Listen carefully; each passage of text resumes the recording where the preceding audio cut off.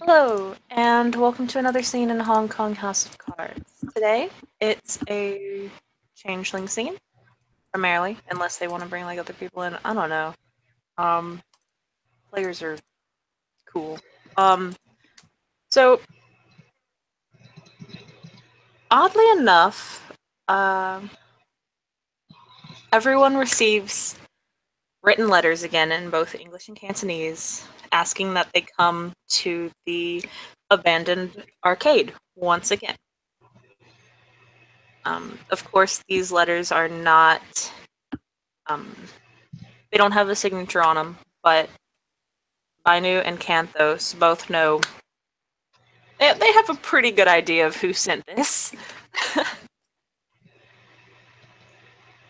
And the letter is basically asking them to come at their earliest convenience.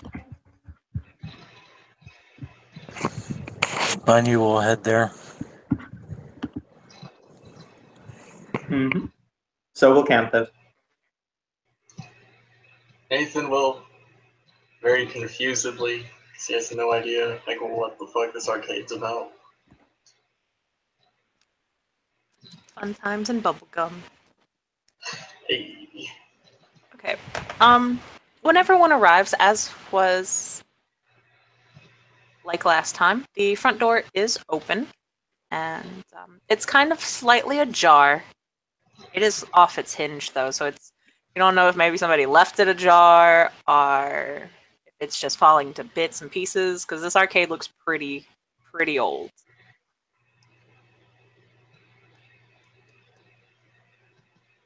And if everyone goes inside, Yeah, just like last time, Binu will go inside. yep, everything looks the same. Except for this time, the Slua is just kind of walking around, pacing, honestly, just back and forth with a letter in his hand. When you all walk in, they will look up, kind of blink, and say, "Oh, it's a pleasure to see you all again. I did not expect you this soon. Thank you." Well, you said come at earliest convenience, so I'm here.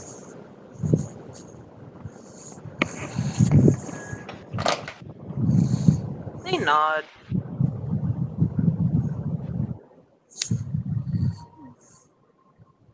Well, I do hope that I did not catch you at a bad time. Nope, no problem. I just got off work. I see.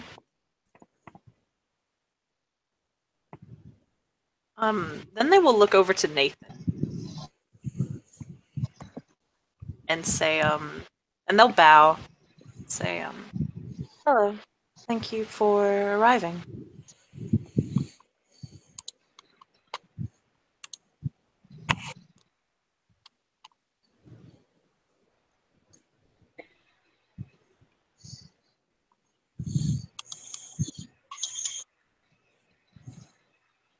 What did I miss?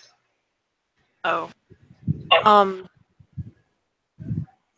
Basically, there's this old looking Slua just kind of pacing around the arcade as you walked in, and they said hello to Bainu, and then when they saw you, they bowed and said hello to you as well. Nathan will bow back and say, "It's a pleasure to meet you, Mr. Or Miss. I don't know if it's Canthos will, he will step in and he will say, "Allow me to introduce Sir Nathan Adams. This is Abyss." Does Abyss go? Because you were very reluctant to say Abyss's gender last time. Is Abyss clearly male or is female? It's kind of hard to tell. Ambiguous. If I had to stab a guess, If you know what? Let's go. really had Let's to go with stab a Abyss. guess, it could go either side. So Excellent. He will say, and Sir Nathan Adams, this is Abyss. He'll just use the gender neutral term. full pleasure, Miss. I have no idea what's going on, nor why you chose to send me a letter. Well, it would have been odd if I had sent you a text message. I mean, you're not wrong, but that doesn't exactly address my concerns. Well, what are your concerns? What exactly is happening that I'm being sent a letter to come to an arcade that I had no idea the existence of prior to? I have received a letter. He looks over to Binu. The Ezra Moonborn you asked me to investigate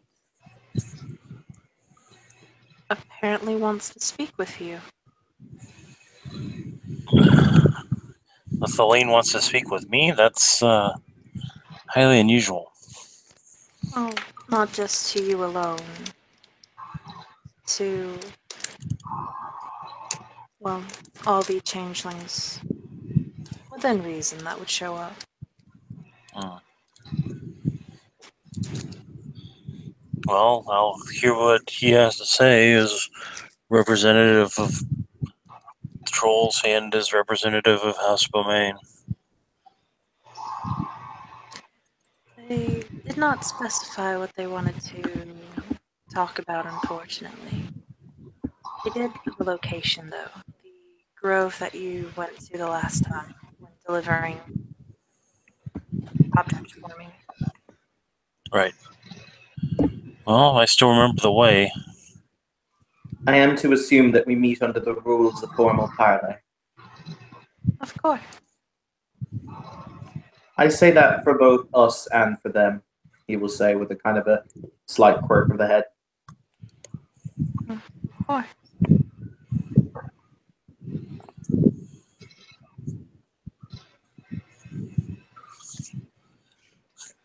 Well, does that answer your concerns, Sir Adams? It answers my prior concerns, but also raises quite a few more. Which are? What's the deal with this Thalane? Why do they want to speak to us? What caused this situation where where there's a Thalane that is willing to speak with us as opposed to being raw, angry, stab you in the face? Now, this guy wasn't raw, angry, stab you in the face. And as for why he's going to look to Abyss, do you think it's the reason that you mentioned in your report? Let me go and see what I wrote down, because I totally fucking forgot. My bad. Okay. They will nod and say, that so far is the only guess that I can garner. The destruction of the village seems to be upsetting. Well, the village would Yes. not have need to have been destroyed if not for the fact they're ripping the scales off a dragon. Cantos feel ways about that statement. He will kind of he won't say anything, but he will just kind of, he will just stand there impassively observing whilst biting the inside of his lip. I wasn't there when the village went up, so I have no clue what happened. All I know is that they were connected to the Thelane that were ripping the scales off of the little dragon. Yes. The village's destruction was ironically accident. Hang on. Tiger, correct me if I'm wrong. Destroying the village itself was accidental. Yeah, because Evan, he will say to get rid of the Nightmare Realm, not actually blow up the entire village. He will say, the destruction of the Thalane's home was an unfortunate accident. The destruction of their Nightmare Realm, the Nightmare Realm, it wasn't necessarily theirs, was more intentional. But destroying their homes wasn't intentional.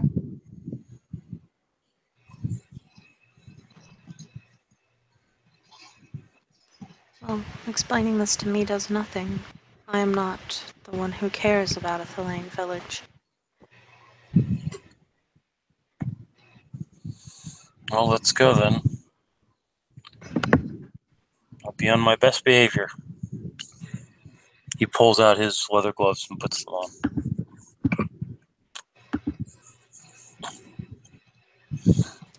I wish you all luck. Nod his head. So, did he specify a time, or is he planning to be waiting there for us? There was no specified time, unfortunately. I guess we go figure it out. Viney's gonna head for the exit.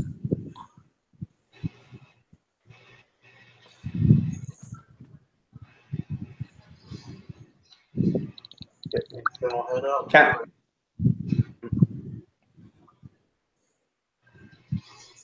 Cantos, for his part, will walk out and he'll kind of sigh and he'll say,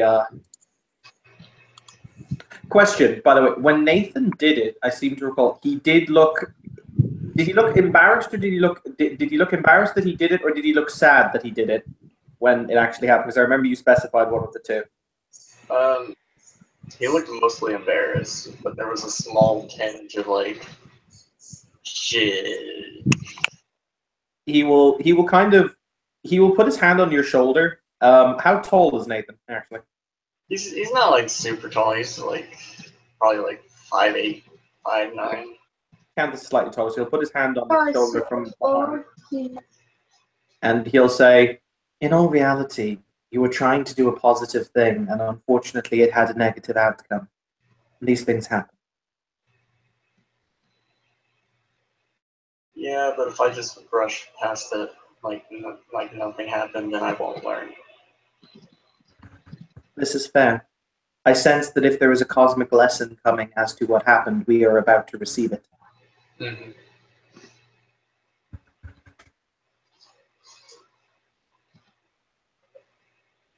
Other than that, on to the grove.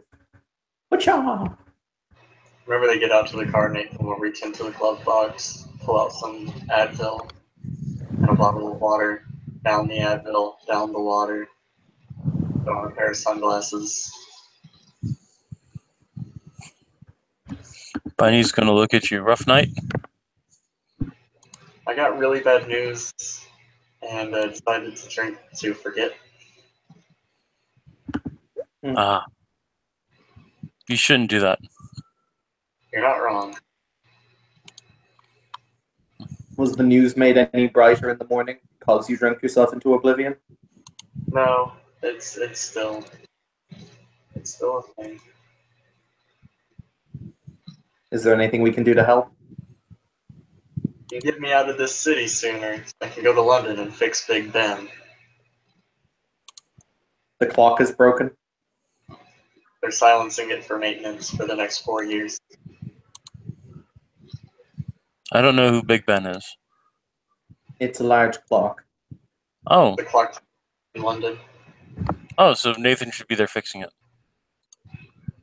Yes. It's my destiny. If you say so. Okay, let's go. Alright, Bunny's gonna lead them to the trod and is then going to head to the glade or the grove.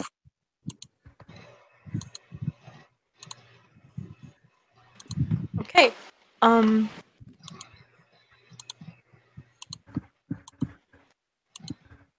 What bullets are? Okay, my bad. As you guys get there, it still looks the same as it did before. It's very lush and colorful. The stream is quietly gurgling.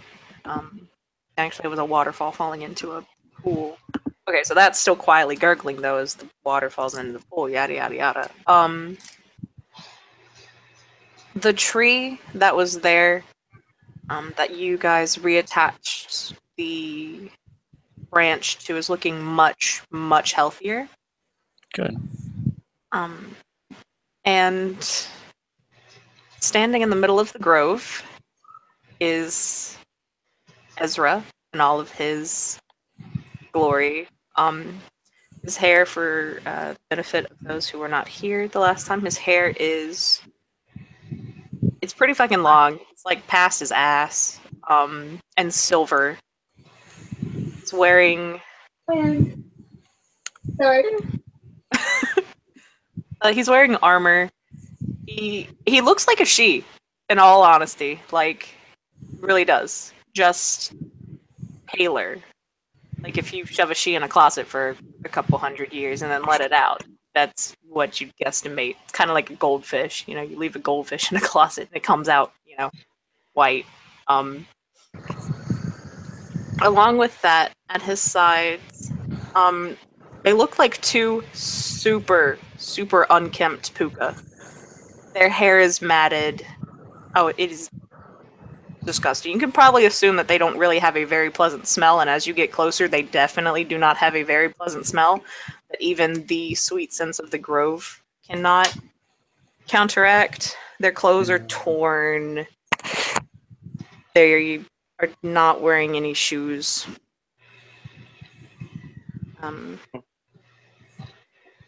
Just an overall sense of ew. Little bit. You had to assume these are like some super, super unseelie, ugly puka, or, Thalane. Because they're with a Thalane, so. Yeah. Canthos, for his part, as he strides towards the grove, when he gets to the outside of the grove, he's going to unbuckle his sword belt, and he's going to leave the weapon outside the grove, so he's walking in unarmed, because it's meant to be parley, so, walking into parley armed. Yeah. He has his sword though, doesn't he? No, he does not. He does not even have his horse that he had earlier. Bunny is going to take off his gloves and he's going to place them in his back pockets, and he's going to snap the pockets closed so that he can't get to them. Nathan will remove his helmet, hold his hand out in front of his eye like this, lean down a little bit, and pop it out of his skull. That scares me. And then Bunny's kind gonna, of just keep his eye closed like this so nobody has to see the gross empty socket. Bunny's gonna look at Nathan and say, "That couldn't have been good with your hangover." It wasn't. 10 points to Team Knocker for that sound effect, though.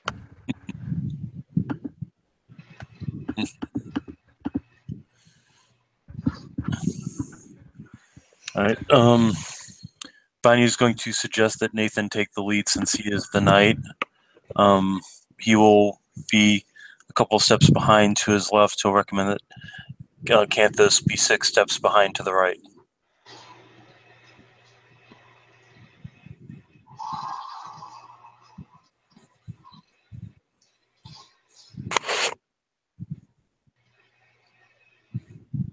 Okay. All right.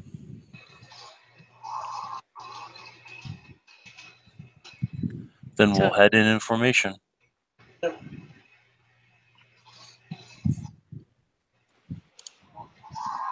As you approach, Ezra will look up and smile at all of you. Say, "Oh, I did not think that you would come. Thank you."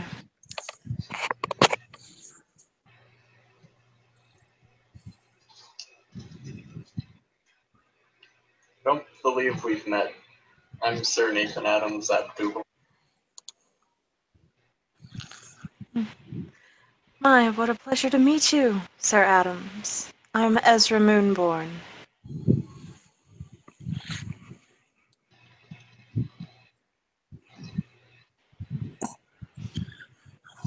May I ask why it is you've called us here today?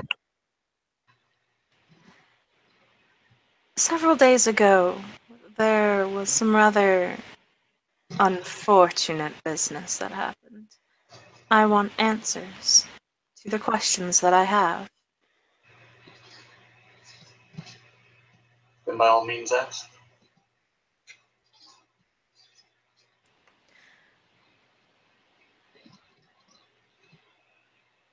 What exactly happened in that nightmare realm?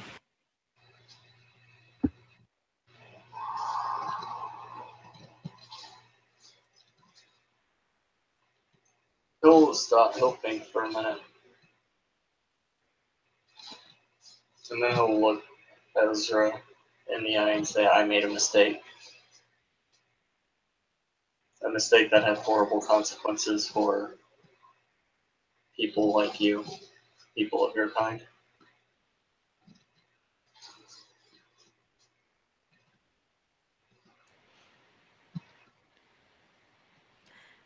While I can appreciate you owning up to your mistakes, I simply wish to know the details of what happened. Canthos will say at this point, Sir Adams claims he made a mistake, but he only made the mistake in following on an escapade of mine. Thus, it is the fault truly lies with me.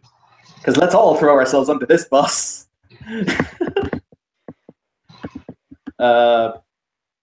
Yeah. He will say, I went to the Nightmare Realm with the others gathered. Ironically, you can almost hear the irony dripping from his voice, because Abogan required fertilizer for their crops, and they desired dragon excrement. Funny that, isn't it? However, I wanted to clean the place of that vileness because no one deserves to live in that kind of squalor. And so we trekked to the middle of the Nightmare Realm because I asked Nathan, I told Nathan my intention, and he was too honorable and too good a person to let an idiot walk in there on his own. So when we attempted to clean the realm, as it were, of what was currently inhabiting it, aka the excrement, well, something went awry. We found what looked like a tree that was the center and the cause of the nightmare realm around the village, and I attempted to purify it, but I lost control. Turns out dragon dung is extremely volatile and flammable.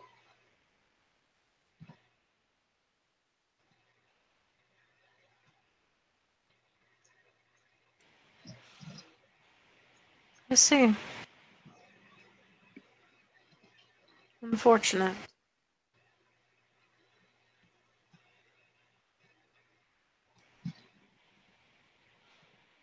You can see he's standing there and he's thinking. It's not very obvious on his face, but it's still there. And after a little while, he will say,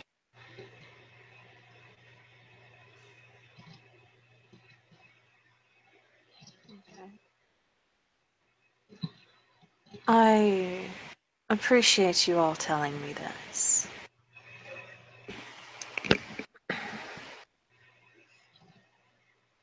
If I might ask another question, I do not have any definite proof as to what this thing is.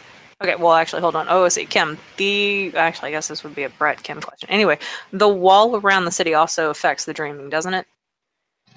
Yes, it covers everything. It is possible to enter deep dreaming areas that are connected to Hong Kong, but not to go to deep dreaming areas that are part of other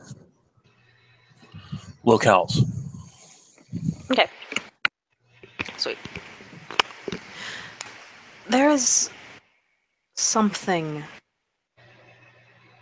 surrounding the dreaming, not allowing us to get out. I've done what I can. It seems that I can't find any proof of what it is. I just know that every time one of us tries to leave, they die. It's an anti-supernatural barrier that the technocracy made. It affects everything. except for normal humans. The technocracy? Nathan can explain it better. They are a group of people who have a very narrow, rigid worldview and would much prefer that everybody follow it. They are banality incarnate.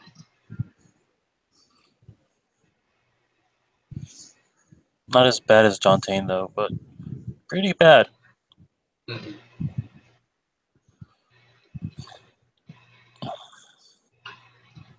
I did have a question for you, Mr. Moonblade. Moonborn, sorry. That's brain futzing up. The reason why we found the Nightmare Realm in the first place is because we found out that some Thalane were ripping the scales off of a dragon that was nesting nearby. You wouldn't happen to know anything about that, would you? No, not particularly. Well, that's good. Then you don't mind the fact that we tracked the transgressors to their lair and killed them.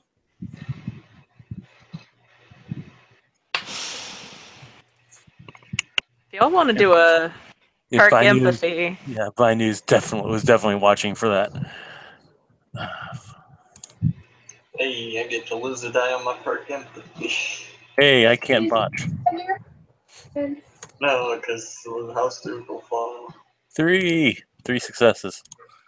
That wasn't. If you can't tell, Kim, that was intentional. Hey, one Yeah. success. And the Leannon gets 0. I do the fail What? thing. Lol. What The Severtol lost. The Severtol What failed. the fuck? It fucking wrecks.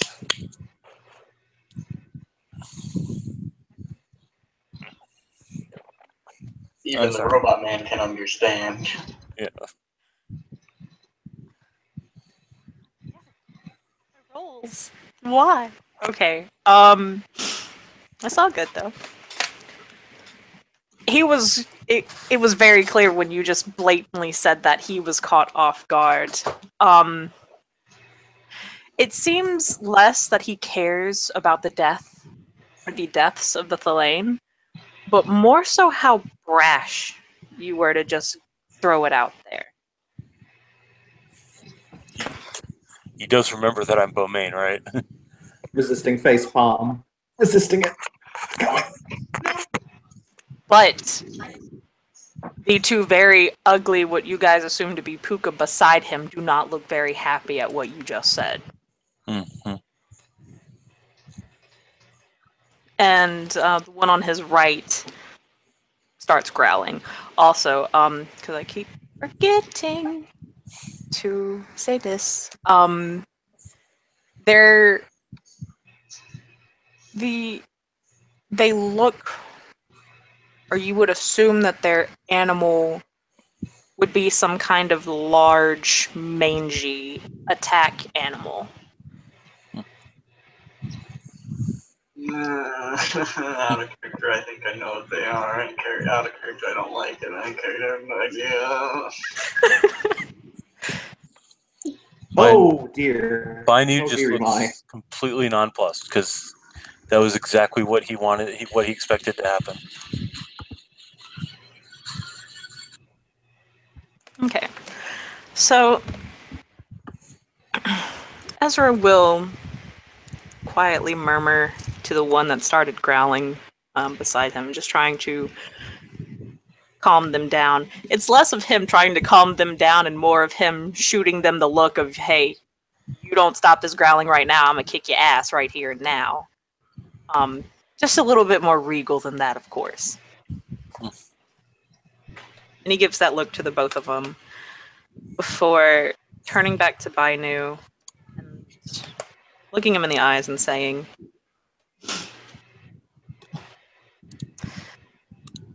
what they did to themselves. If you were so concerned over that dragon and they were stupid enough to remove their scales, then why would I have any care for someone with subpar intelligence? I just wanted to be sure that should any further situation arise where an innocent chimera that wants nothing more than to play in the sky is abused by, he's going to shoot a look to the pukas, miscreants, that such actions will have detrimental responses. That one puka starts growling again. Oh. And Ezra just kind of reaches over and smacks it. It's a very... It wasn't supposed to hurt. You can very clearly tell that. It was more for the embarrassing factor because he just hit it with the back of his hand in one kind of flawless, graceful movement before he returns it behind his back. And Puka stops growling. While all that's going on, by the way, Bainu is now shirtless and flexing. So wait, hang on. He's actually channeling Alex Louise Armstrong from FMA right about now. No, it's more he's channeling It's more he's channeling Grateful Buster. So okay. Oh my god. this is what happens when you have when your derangement is exhibitionism. Jesus Christ. Yeah.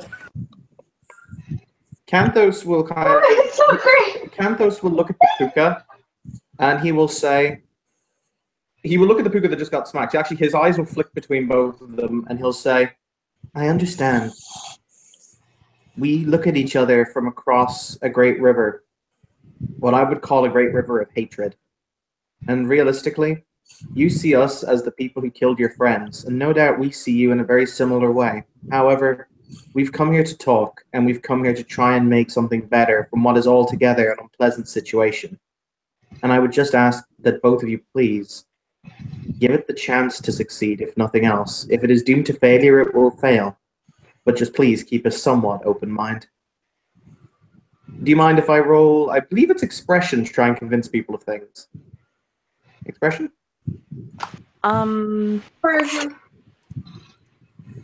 Expression to me is more with words, I believe. At least that's what it says in the book. Do you have leadership instead? I do have leadership on Canthos. Charisma leadership. I always put expression as attempting to move people through poetry. Yeah. Well, something to deal with letters and writing and words. Yeah. That's entirely fair. According to my whatchamacallit, does the voice of a songbird apply? Because it says it gives it to you for public speaking. That was kind of public speaking.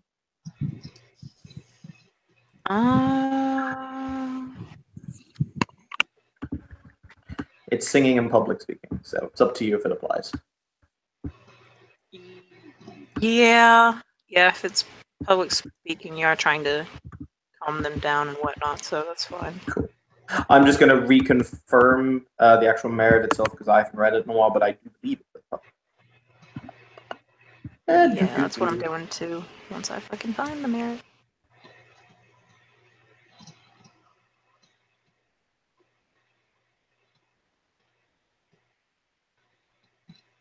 Voice of a songbird.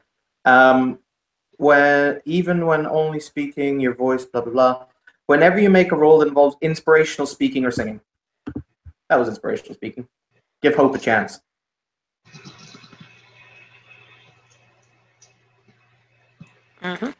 Okay, cool. We'll make the roll. Rolly dice. Rolly dice. Rolly dice. Does whatever the rolling dice does.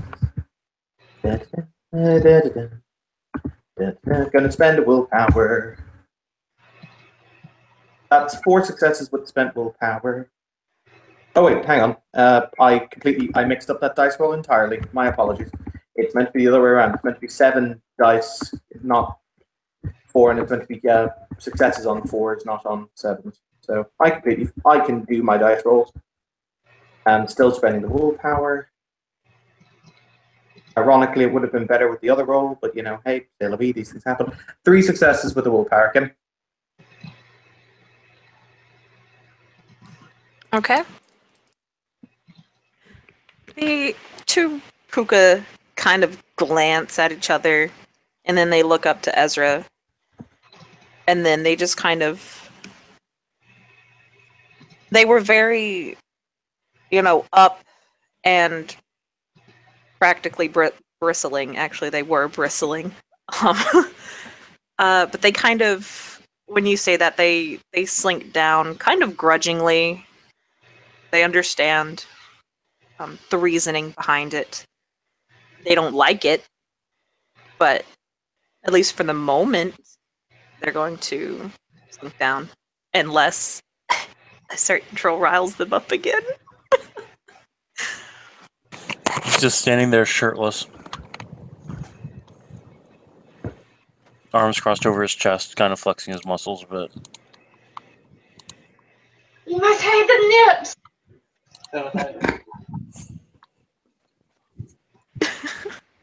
Oh my god. Concept for a Dougal character. I replaced my nipples with machine guns. Teacups full of justice. Jesus Christ. Do we have to go Lady Gaga in here right now, guys? No, it was throwback to C-Lab 2021. He's not wrong. Yeah, but didn't Lady Gaga attach, fucking, the tops of machine guns? Yeah, No, you're thinking of Austin Powers. No, that was the thing Lady Gaga did. Yeah, she had flamethrower nipples at one point, I seem to recall. Yeah. Yeah, she attached something to, her fucking bra. She was doing all of that. I really like how we all immediately thought of different things, because my immediate thought was Von Stroheim from JoJo. I haven't seen that yet.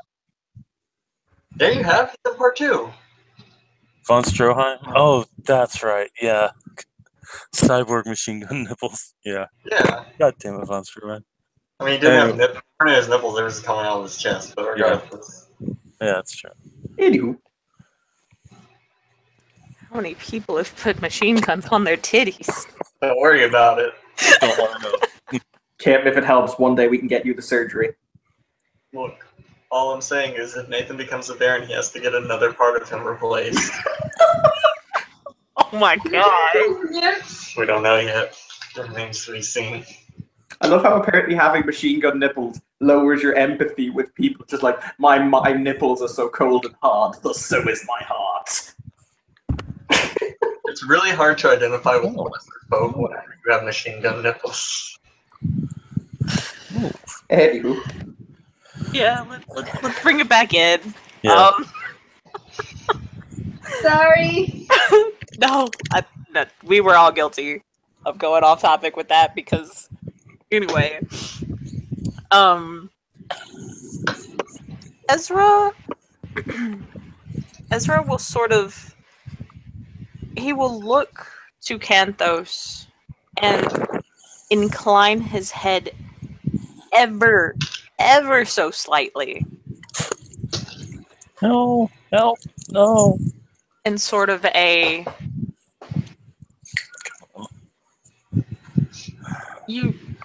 Unless you want to roll perk empathy, you can't exactly tell why he did that.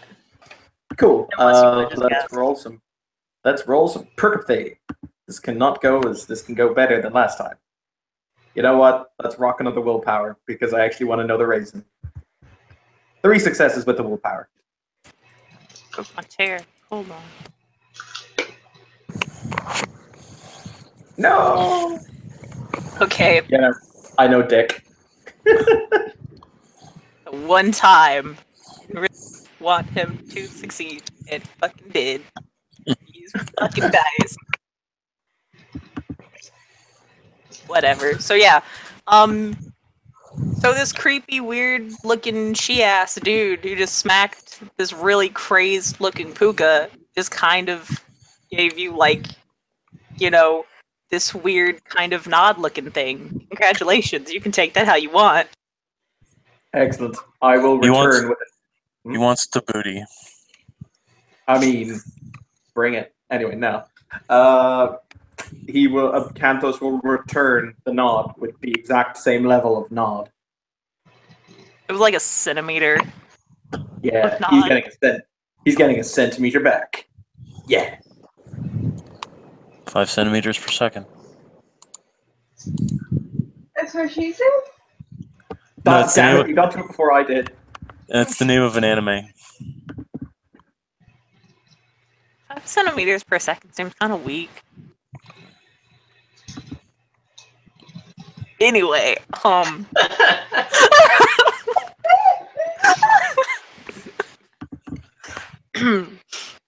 Oh my. Kim, is there something you want to tell us?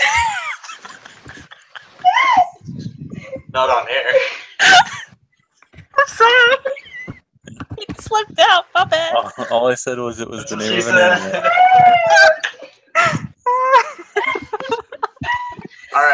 All right.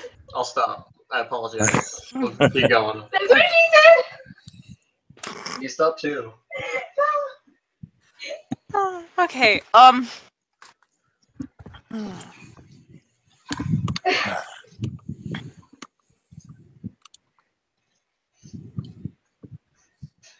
I will tell you this, Squire Binu. I will do what I can to make sure that the lane under my control do not mess with this dragon. Unfortunately, my control only goes so far, and well, I believe as we all know. Okay, I was is Nathan wearing the dragon scale armor? He is not. He didn't wear it to the arcade, and he wouldn't have stopped to get it if it was a parlay situation. Okay. Okay. So he's dressed in like a kind of formal tunic-looking thing, but that's about it. Okay, I gotcha. work for that. Rico? Yeah. Okay. Yeah. And dragon scales are very valuable, as we all know. So my attempts will only go so far. Canthos will say, in that case, if the Thalane have such a hunger for them, they may come and trade for them in peace. If they are willing to give, they can receive. That is the nature of all beneficial coexistences.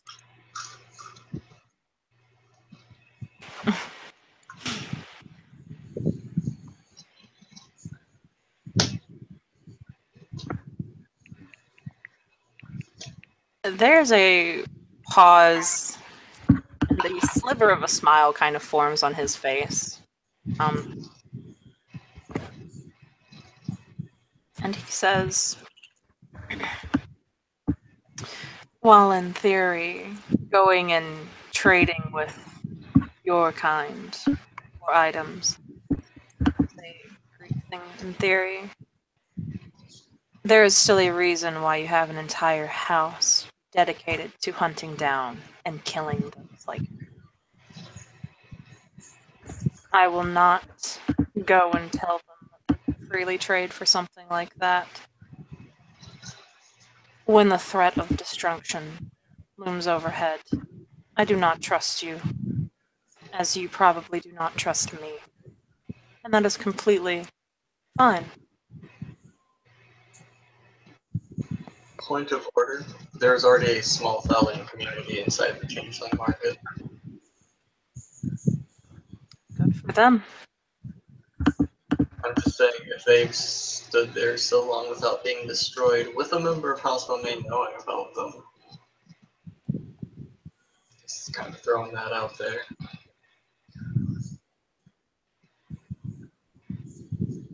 Oh yeah, the goblins. I forgot about them. Yeah. Oh yeah, Tiger, you would have had about like 3 or 4 new goblins just kind of show up the other day at your workspace. Nathan isn't even surprised at this point. They just fucking show up. They were talking if you ever overheard them, they were talking about this one dude with weird looking hair, pointy-eared bastard, and this weird snake chick. Actually, no, I take that back because Angela wasn't there. So yeah, they were just talking about it was Byron. Okay, so basically they were talking about a red-capped sheep and a troll given by the descriptions, you could probably guess as Binu, Canthos, and Byron. Byron. Yeah, and they were just talking mad shit about these three, about how they were accosted, but then the one pointy-eared bastard gave them lots of draws, and they were happy. I did give them lots of draws.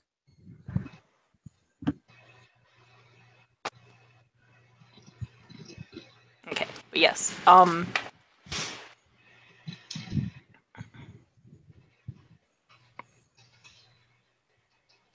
Okay, because I didn't know there were the lane in the goblin or in the changeling market. It The was goblins. okay, so it's just goblins.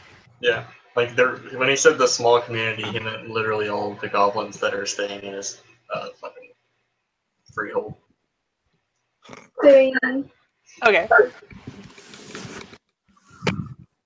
It's not technically a lie. You're acting like you invited them in. The first bunch of them did. The scene where we were in the Duke's wife. Oh yeah. And they were around. Okay. So Ezra will go on to say,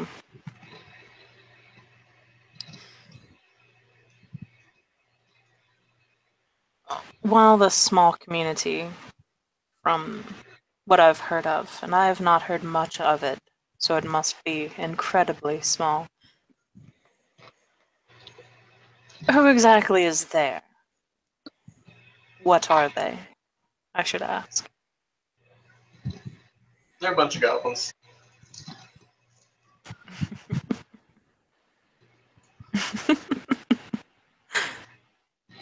Goblins. Okay. Well, there's your first point of order. They are just goblins. Just goblins. Wait just one goddamn minute. Those little bastards may be annoying, and they might smell funny, and they might blow shit up in my workshop, but they're damn useful, so don't you dare call them just goblins. He is smiling very wide. It is very clear he is amused. It's very clear he's kind of amused at Nathan. And he will go on to say, exactly. Goblins have their use for you, as you have just said. I do not believe my two associates just going around the changeling market would be very, well, approved of, to say the least. Arrangements can be made. I have quite a bit of sway over the market as it stands.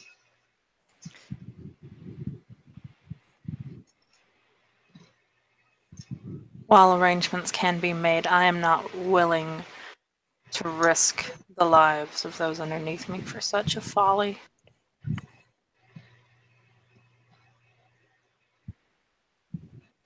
Because you've shown you clearly care. I care enough to deflate the hot-headed temper in the way I best know how before this parley is negated because of the actions of someone I brought, and I will not have that staining my reputation. I'm just saying, it's a little hypocritical to be giving me backhanded remarks about finding them useful when all you care about is your reputation.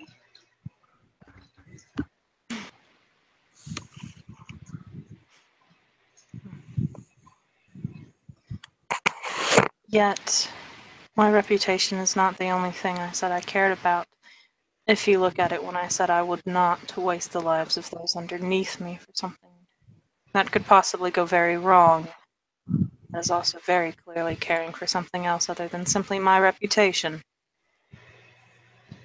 However, you did mention that it was for the sake of not sullying your reputation. No, the Yes. backhand was for that. my associate here, continued to growl and then eventually lost his temper because of your Squire Binu continuing to rile him up. That would have looked very bad on my part for this parlay to be broken by one that I brought with me. Which is why I backhanded him. Bunny's gonna look confused. I was just explaining the situation. I didn't intend to rile up a little guy like that. Not helping by now. Yes, stop, please. The Sorry. little guy bristles back up again and gets very large again.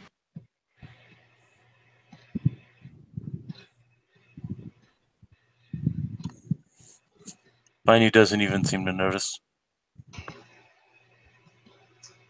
He's got one finger in his shirt and it's flung over his shoulder like he's in a Calvin Klein ad. You put your shirt back on. What are you doing? Oh, wait. Is Vino wearing black leather pants with a kind of see-through white shirt? No, he's wearing jeans with a flannel and a flannel overshirt with no undershirt. He's like, when did my shirt? Never mind. He's gonna put his shirt back on. Let's button it down. Bugs could bite Canthos will. Oh, sorry. You go ahead, Tiger. you. Oh, it's just bugs could bite you. You could get sick. I don't ever get sick. I'm very strong. First time for everything. Canthos will look at the other she, or the other she-like thing, and he will say, we have now explained to you why it is that your village no longer exists. Is there anything else that you required us for, or are we now just trading barbs for the sake of trading them?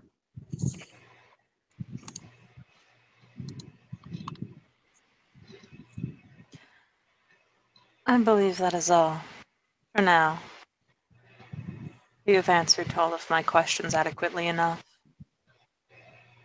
And his eyes, which are very opalescent, by the way, will flick over to Nathan.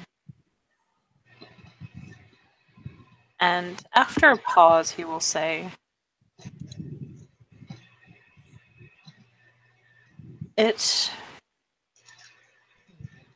I will have to talk with others. Perhaps they will see more usefulness in being allowed to go to the market. I will speak with them and then return back to you shortly. Nathan will reach into his pocket very slowly, like he's clearly not trying to pull out a weapon or anything. And he'll pull out his wallet. He'll open his wallet, pull out a small business card, walk slowly over to the she and hand it to him.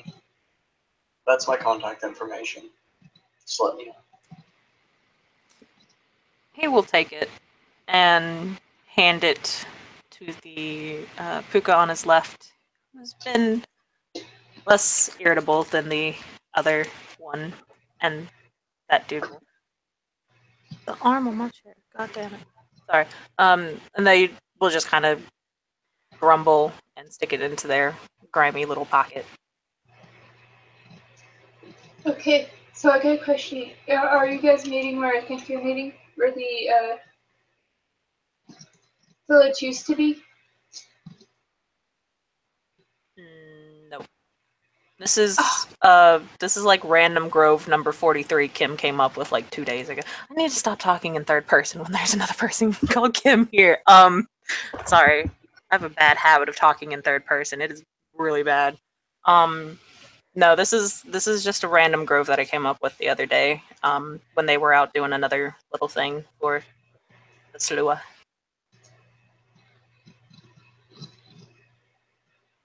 You know what? Fuck it. Terry has Chimera Magnet. It'd be fun. It'd be fun, right? Yeah, it's up to her. She's gonna listen. It is up to Kim. Hmm? If Spot shows up. I don't care. The dragons you're running the dragon, so I don't really have much say over that. I don't want to hijack your scene. I don't care. It would make things interesting.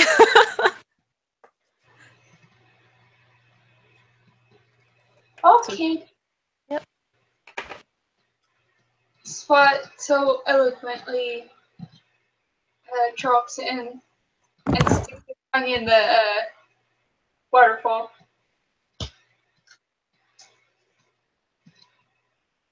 Nathan looks at the dragon, starts taking a couple steps back very slowly. I actually Dragon so subtly puts his toe behind Nathan and tries to push him forward. I have to just make it since the dragon showed up. I just have to make a quick cantrip roll. La la la la la la la la la la la la la la. I'm gonna do this without a bunk. I am, however, gonna spend willpower. I've spent 3 willpower this scene. We'll keep a mental note. Well, willpower. Willpower. It's like candy. Taste the candy. Okay, cool. I'm just using Metamorphosis 1 on myself to change my smell. Because my appearance has already drastically changed, to the point the dragon could not recognize me. So I'm just gonna change my smell. Changing that smelly smell that smells smelly. Indeed. Because the last time myself and the dragon encountered each other, we did not have a good encounter. So they will now be meeting an entirely different person. Because Canthos is now... Oh, by the way, I should have probably said this at the beginning of the scene. Canthos is now female and different. Because I metamorphized him in another scene that came around. And it was like for a month. Yeah.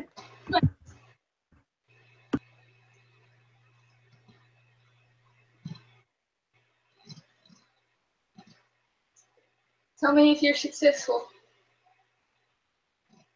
Oh yeah, I'm successful. He will smell completely different. You know what? I'll change his smell to...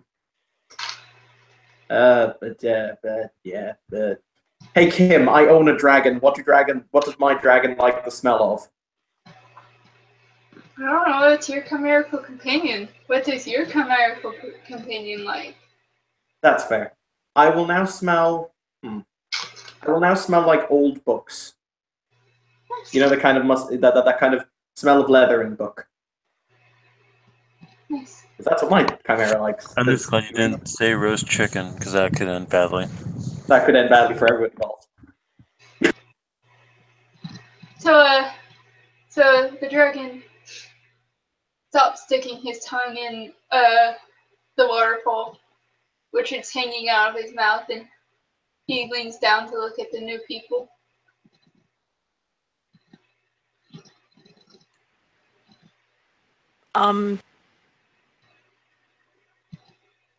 So at the scent change, one of the puka just kind of sneezes like a couple seconds after.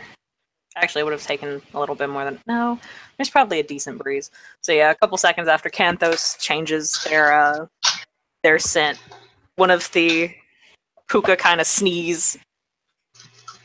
And then all 3 of the lane just kind of look up at the dragon. The 2 puka are just kind of like, oh shit, and then Ezra is just kind of like, whatever.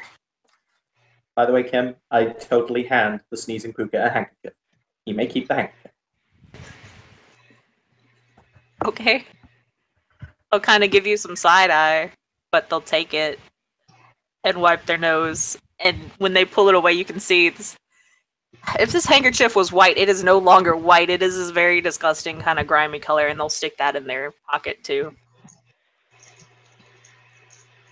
So he's staring at the new people expectantly. Then he'll look at the Nathan and Binu since he knows them, and he looks at the new people again. He wiggles. Bunny's just gonna wave at the dragon. Nathan's gonna say they're friendly. He doesn't think people are unfriendly until they prove otherwise. But he wiggles, excited.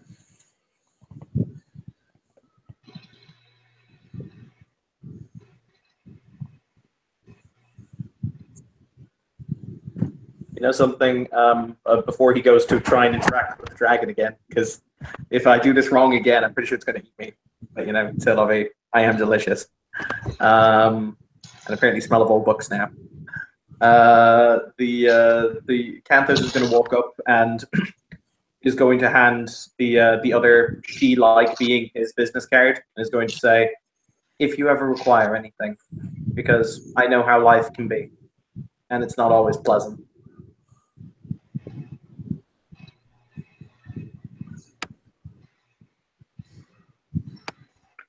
Whee!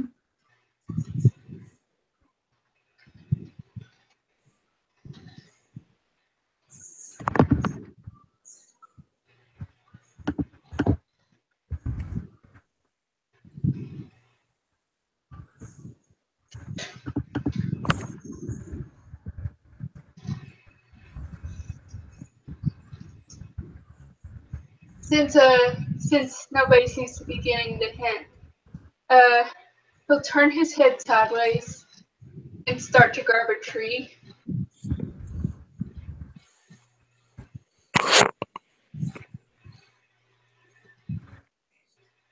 He wants to want to throw the tree for him.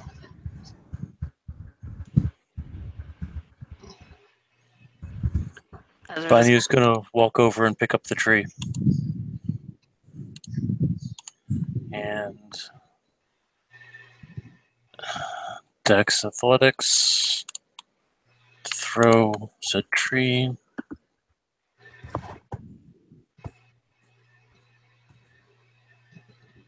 Successes. A strength 6.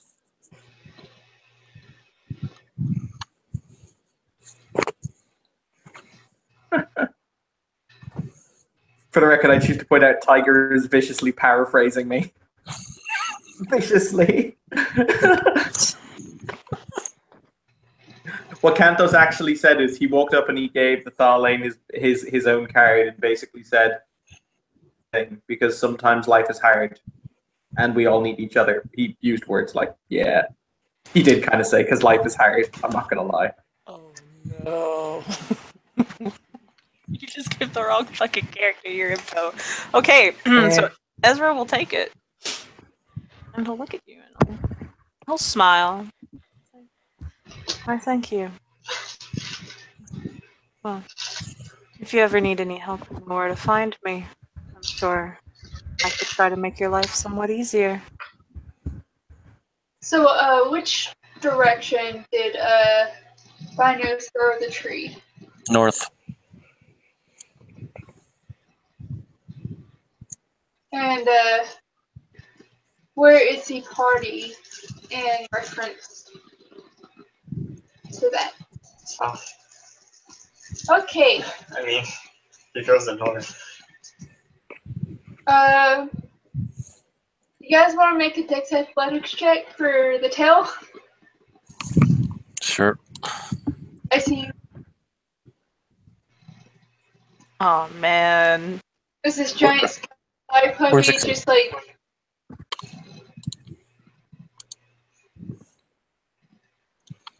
Four successes.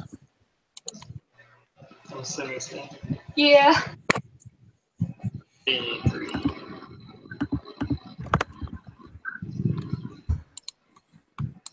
Before my Does nimble movement as a spec apply?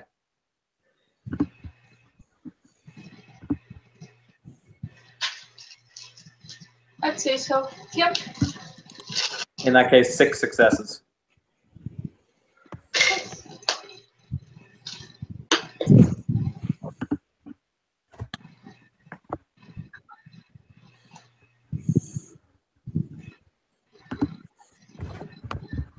And yeah, all the lane make it out of the way. The one of the puka nearly tripped, but he managed it at the last moment, and they got back up.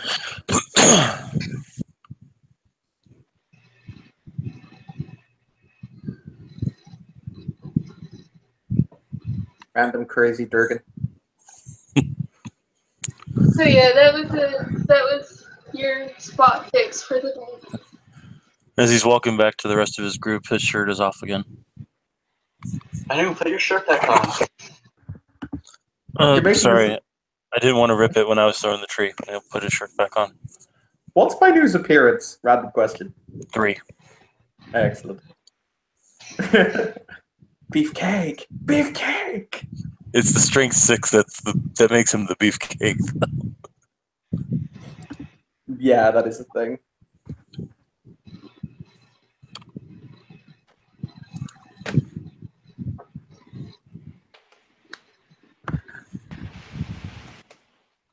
Ezra will clap his hands behind his back, or clasp, not clap. That would have been weird. And then he'll look to everyone and say, "Well, I believe all topics of conversation have been exhausted for today. There are several things that I must do before night falls, so I appreciate you all coming and speaking with me.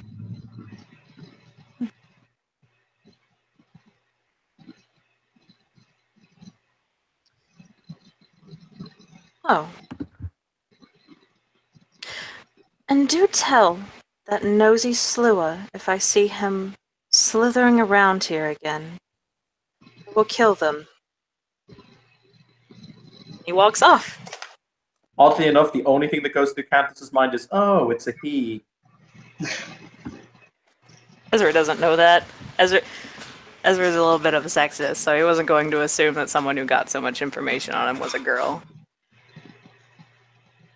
Guess we're gonna learn today. A little bit. I need And just gonna My sigh. bad. Sorry. Didn't mean to step when you come. No, that was my bad. Yeah, the two little crazy looking ass puka will follow behind. Kim, I want to hug one of the crazy puka. Don't. It's a bad idea. I'm not going to hug one of the crazy puka. I just really want to do it. Look, if you want to try, that is up to you, but what happens afterwards, I am not responsible for. They clearly Yeah, but- love Kim. Well, you're gonna be taking a bath for a month trying to get the smell off. But A little bit. If you're lucky. This is fair. And I just got to smell like all these lovely old books. Oh, look. It's in a book. Smelly jackass. What? Relax, we're not gonna hug evil puka. No. Want to hug evil puka? There's one last little quip though, because of what these guys are, and they're kind of our assholes. The one that has been growling and was backhand the entire time as they go up, he'll lag behind a little bit behind the other two. They'll look at Bainu and they'll snarl, showing rows upon rows of teeth, and then they'll head off again.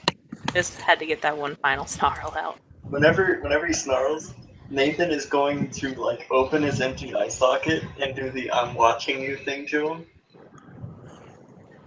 Oh, no, dude, Oh, what you need to do is you need to open your eye socket and give him the really kind of, over the top kind of, hey kid, wink. Just because. okay, so he's doing that. So Bainu's got to do something too. Oh, God. Oh man. So Bainu is going to punch his hands together like this. And that's 3 successes on Dragon's Ire 1. As God. just his aura, he always only gets like a DBZ golden aura around him, and there's energy rippling through his arms. And he's just smiling. I pray to Christ, Brett, I say this with all the love in the universe. If they take you activating what could be considered an offensive cantrip as a threat. Oh no. Does he have common sense? From who? Oh, Yeah. Is that a serious question? It is a serious question. He doesn't have sense. Much less common sense. Do you have common sense on your sheet? No. Kim, I believe it's time for your I will now utter Kim's catchphrase as Kim is running the scene. Hey Kim, bring it. This is not what I wanted to have happen. Hey, you had to be a bitch. So, upon having that happen, that one puka is still just kind of staring there. His eyes are kind of, for a brief moment, they look surprised, and then they get this really wide, malicious grin on their face. Ezra and the other puka who are heading off will turn around, seeing what had been activated. And then Ezra understands that it's a troll. And trolls are definitely not the brightest. Especially, then again, Ezra thinks everyone is really stupid compared to him. Because fucking... Anyway, so his eyes will kind of move over to Canthos and Nathan and see what they are doing in response to this. Nathan is just looking at Bainu like, what the fuck are you doing? Canthos is going to immediately how the best phrase. He's going to put his hand up and he's going to say, the squire has issued his challenge. He cannot intervene.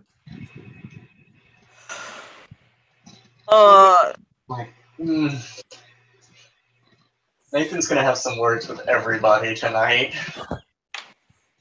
What the hell?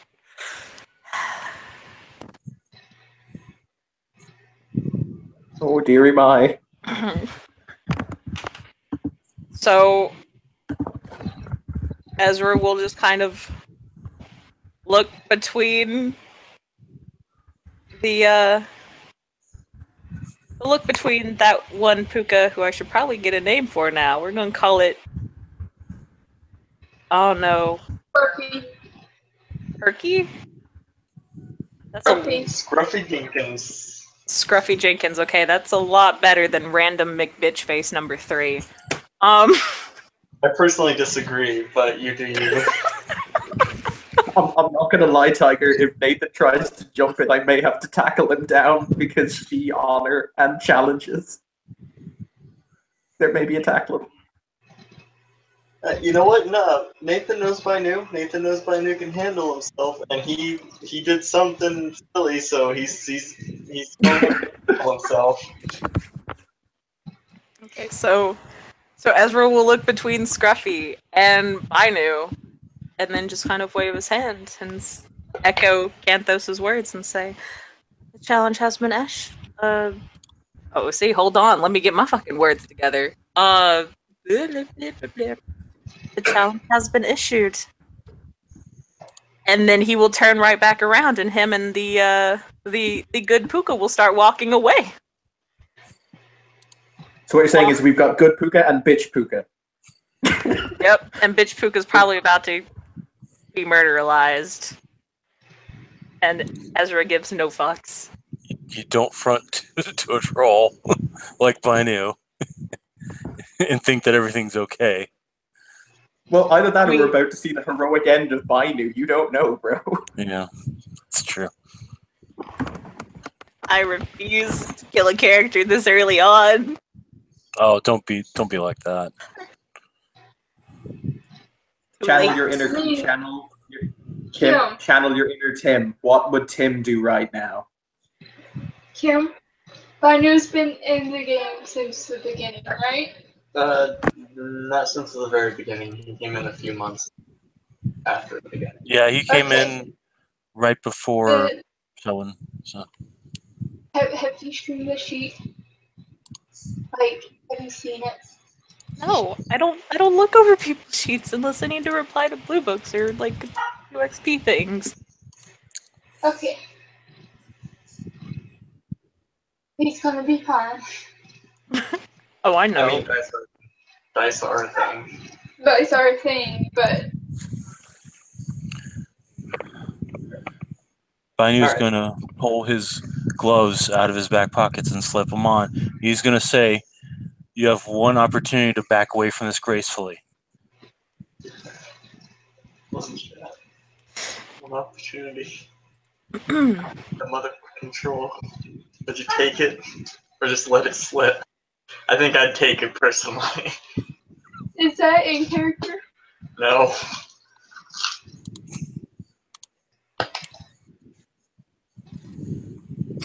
It is not going to get involved. So Scruffy's gonna dart behind a tree and All right. At that point, Bainu is snapping his gauntlets active, and he's going to activate Wayfarer 2. man, I didn't make a sheet for this thing. I don't know what it has. Okay. But yeah. So basically, Scruffy will spend that point of sweet, sweet glamour and come back out, and its animal form is fucking horrible. Somebody had the right kind of the very rough idea of what. Oh, and I've got the perfect animal in my head. I just can't remember what video game it was from, so I can't remember the name. It's like they had the rough idea of what a large cat looks like, and then artist imagination got the better of them and twisted it into something horrific. It's got about 6 legs, 6 foot at the shoulder,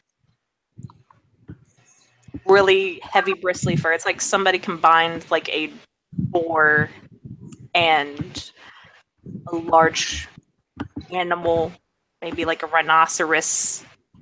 It's weird. It's kind of mushed it together. It's got large fangs and it's drooling all over the place. And the smell has gotten so much worse.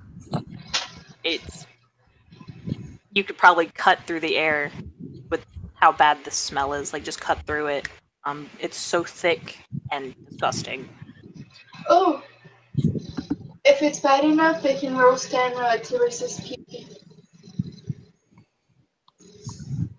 I wouldn't say it's that bad, but it's definitely close. Unless, of course, your character has a weak stomach, then by all means, go ahead and roll that. I'm not going to dictate if your character has a weak stomach, though. Not really. I mean, if you knew his background, like some people know his background, you'd know this is probably nothing. But as the thing jumps back out, Bainu, who's still attacking Bunkson, is going to point at him, and he's going to say, "From the gates of hell to the flames on the field before us, where this body lies, Primo Victoria," and he's going to activate Quicksilver. Also, nice Sabaton song lyric. Yes, it is. I know I paraphrased it a little, but it's more because I couldn't think of the lyrics right now. All right, that's 2 successes, so I have 2 additional actions. So Bainu's first action is going to... 2 additional actions on your next turn. Okay.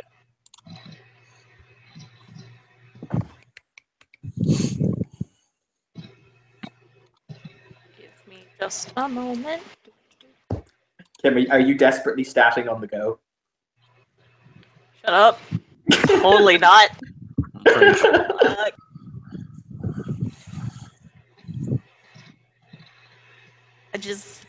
I have a rough idea of the stats. I just don't know what fucking arts they would have. Autumn's always a good one to go with for selling. Yeah. It's probably going to be Autumn. A little bit of... I'm not going to say his stats out here. But yeah.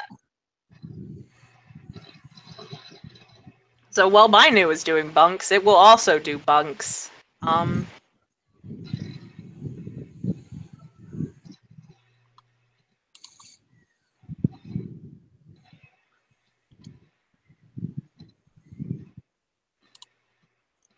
Yeah, I forgot about... Find what I'm looking for. That's technically 3. I forgot that my I have the Fey Realm as my specialty, so Also, you're in the Awesome. dreaming. That drops it by another one. I forgot about that too. Well, it's still 3, so damn one.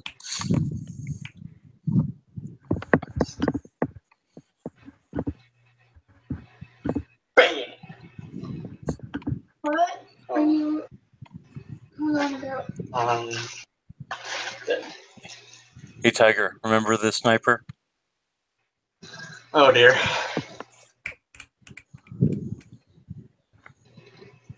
Y'all go Oh. make. Y'all go make Nathan go on Sealy. I wholly recommend this. You shouldn't. Unseelie knockers when it's all made of people.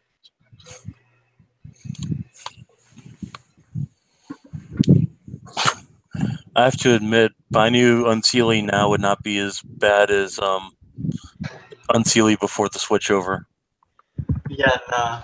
I'm really glad they got rid of that fucking Unseelie legacy. Yeah. Okay. So you got 2 successes on that bunk. Or cantrip. There we Okay. go. Word. So yeah, you just kind of see this large creature just kind of hopping from 3 feet to 3 feet, just kind of back and forth, and then it'll kind of run around in a circle, and oh, it smells so bad. Okay. So does that mean I get 1 turn and then 2 turns at the end of the round, or do I get 3 turns off the bat? For how Quicksilver works now. Yep, just let me reread it.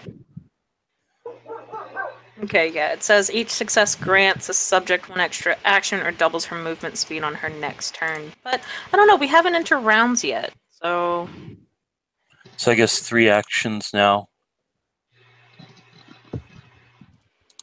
Well, you both roll initiative, and then if you get the higher initiative, you get. Okay. 1d10 plus 9. That's 18. God. Okay. What?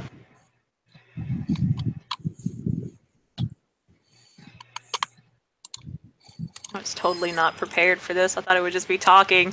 My bad, guys. Hey, he acted a bitch, so I mean, you know. I mean, Kim, if you'd rather, we could always put a pin in the scene, and you can come and you can stat him, and we can like freeze until you feel more comfortable with the sheet and stuff. Like that's no problem. I ain't Yeah. no bitch. Hell yeah.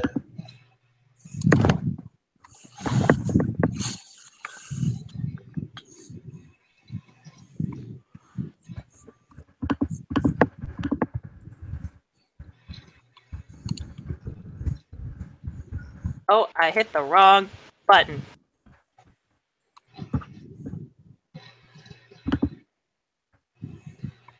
Okay, so it's actually going on 16. Because that was an 8 on that roll.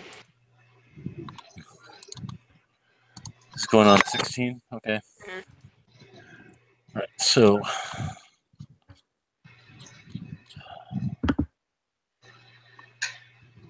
For formality's sake, should myself and Tiger actually enter the initiative just in case?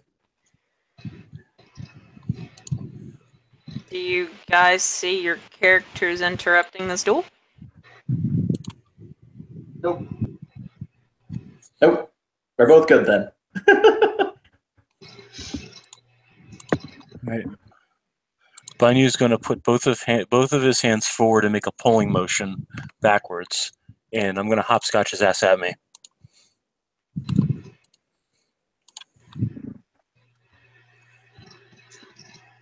$8d10. This still goes off Fey Realm.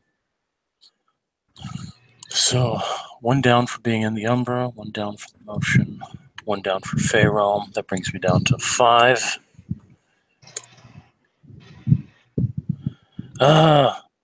Ones.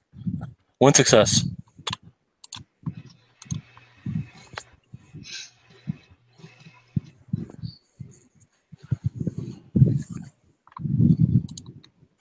Okay. So I'm hopscotching him at me. At the same time, Can I do arts in Quicksilver rounds or just actions? Actions, I think. I think you're limited. It's like all the supernatural splats. I think you're limited to one use of an art discipline or such, or arete roll per action. Okay. So I'm gonna basically what I'm gonna do is I'm gonna hold my actions until he's in range.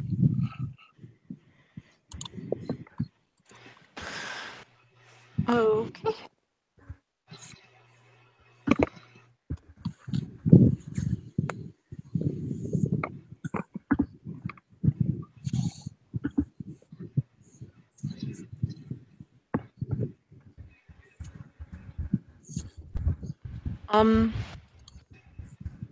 So yeah, it will not stop itself as you launch it towards you. Okay. So once he's within range, I am going to uppercut him up. Brett, your actions will go at the end of the round's initiative, so it's actually his turn now. Then you get your multiple actions, because they always go at the end of the round.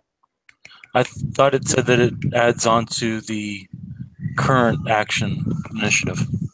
Nope. If you actually, it was because I thought that myself, but I thought that it happened in Mage even. But like I was reading Book of Secrets today, apparently multiple actions are always taken at the end of the initiative step. Okay. I mean, that's how it was run, but this thing was... the changeover doesn't make sense anyway, but yeah.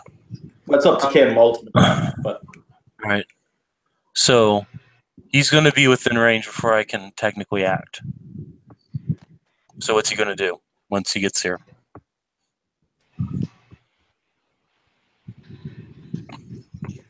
I'm still thinking over that. Okay.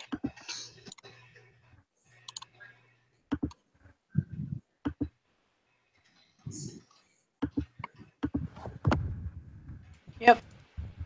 Since hopscotch does not injure the thing thrown, it will just kind of take that free ride towards you, and as it's soaring in the air towards you, it will extend its claws, and we shall go that route.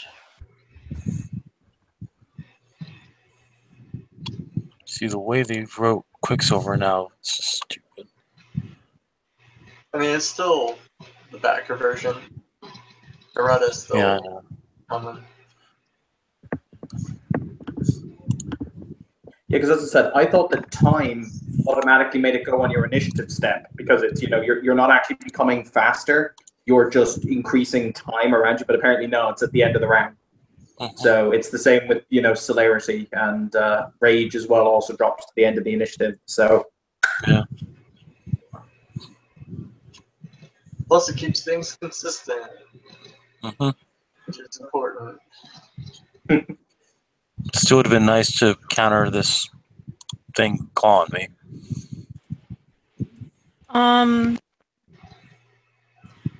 Claws are just like +1 or +2, right?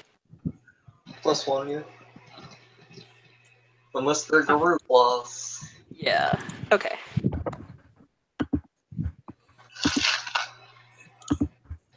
Oh, that's not bad. Just one lethal.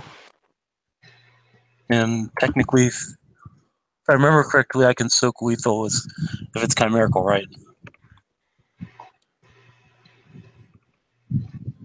Or is it that I just can't soak it at all? Do Fae soak lethal when they're in the dreaming? have you invoked the weird? You can invoke the weird in the dreaming? I thought it didn't make sense. Because technically, invoking the weird draws the dreaming into the real world. Yeah, We're in the dreaming. Yep. Looking that up right now.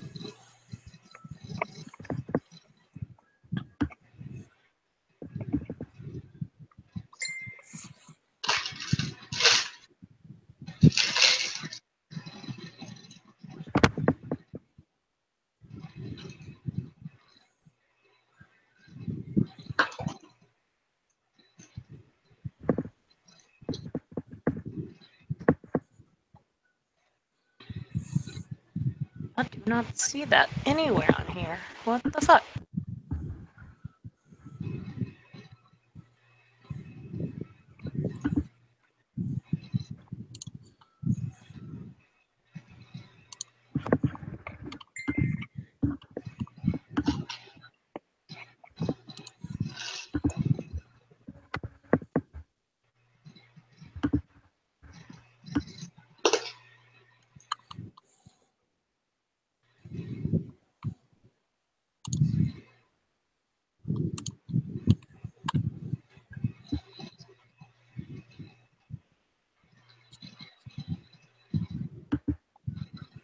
Do you have any sort of armor on, possibly? No, I didn't. I think I had armor for one mission, and I didn't wear it this time, so.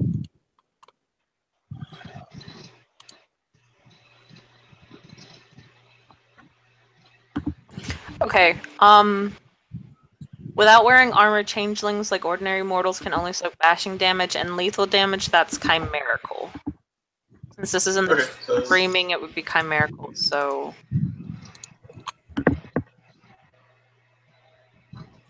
Yeah. You would be able to soak lethal as long as it's chimerical, and yeah, because dreaming, so yes, you're good. Okay. 10, 6. Took it.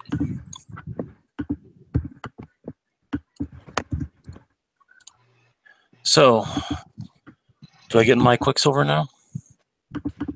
Yes, you do. Okay, since he clawed me, I'm no longer punching him for distance. I am heart punching him straight in the chest. Okay, that's a called shot, so... Does my specialization in punching apply? I would hope so. Alright. What is the difficulty since it's technically still center mass? I'm just like punching him right in the chest. Okay, if you're just punching him in the chest... When I say heart punch, it's like, have you ever heard of the heart punch wrestling move? It's basically like, boom! It's just like a straight lever punch. technically, and I say this as the wrestling nerd, a heart punch requires you to get their arm up and over their head before punching them square in the heart. That was the illegal heart punch, the one that got banned. It's not banned, it's just never used anymore because the science behind it doesn't hold up, Okay. and people are harder now. Oh, okay. Alright, I'm just straight punching him right in the chest. With a flaming hand of fiery doom. Because Gauntlet's on fire. So it's diff 6 still? Yeah, for just punching him in the chest, and he's kind of like right on top of you, it's all good. Alright. Because this dude is also pretty fucking massive in his animal form. That's 6 successes. Oh, wait. My 10s. 1. Oh, one of them got negated by the 1, so 1, 2, 3, 4, 5, 6, 7. So 6 plus 7, 13, plus 1 from the gauntlets, 14, 10, 6, 2, 3. That's 5 ag.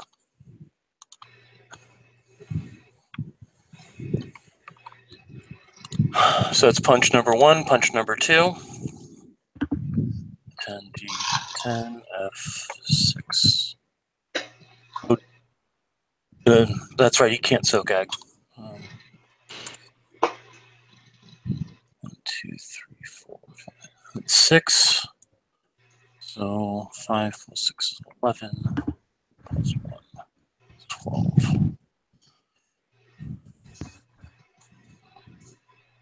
That's 5 ag.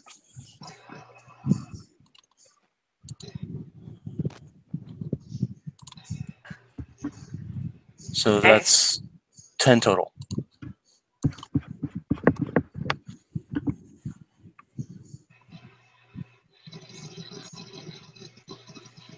Yep. It was looking pretty bad after the first punch you gave it. The second punch, with that many, you feel the bones, the breastbone crack under your fist as you punch, and the malicious glare and snarling that it was doing abruptly cuts out as the shards pierce its heart, because having your sternum break is not pleasant, especially when, yeah. And it, unless you try to push it off to the side, it's going to fall on you. I'm actually gonna grab it if I Okay. can. Yeah, it's not that heavy. With strength 6, you got it.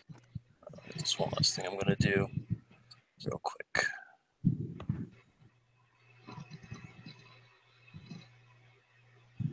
Trying to see if there's anything I can unleash to save its life before it dies. Don't have spring. Do have primal. Does primal still allow you to heal, or is that all spring now? Yeah. I can't unleash it without it going awry. Yeah, Pyretics. No, I got rid of it because it didn't make sense for my character to have it anymore.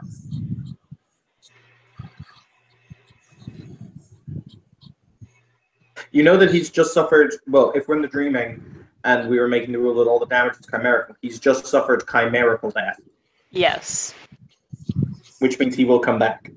It also means I basically just agged him to death is the problem. It's still chimerical ag damage. He will still come back. Yeah.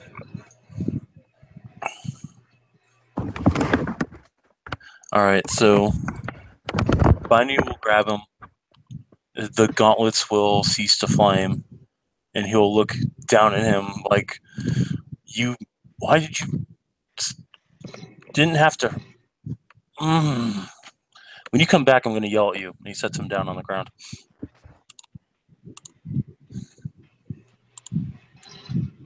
Corpse just lays there. There's a couple, spazzes as neurons fire off as it, does its last little thing.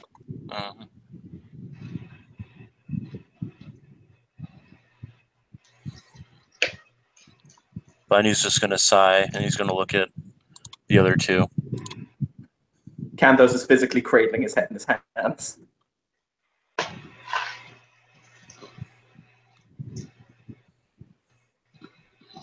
Nathan's just kind of watched all of it occur.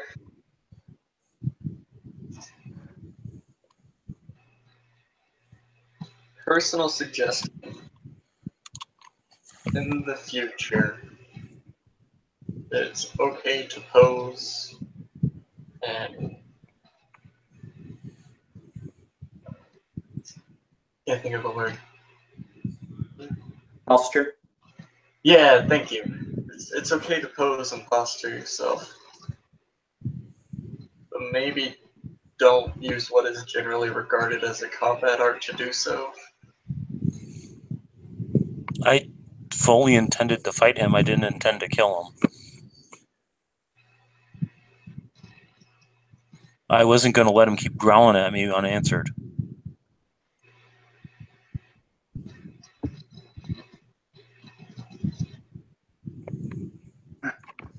Kanthos kind of raises his head from his hands and he'll say, I respect what you intended. However, realistically, you broke the parlay. They could have all attacked us.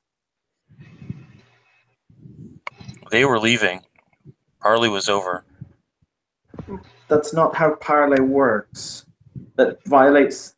Ironically, the Seelie is giving this... out of character, ironically, the Seelie is giving this this explanation. That violates the... the Unseelie. Ironically, that violates the principle of the parlay. They came here expecting no violence. We all disarmed. And then, as I've said, it's all about perceptions and what they perceived. And they perceived you using a combat art in a threatening fashion.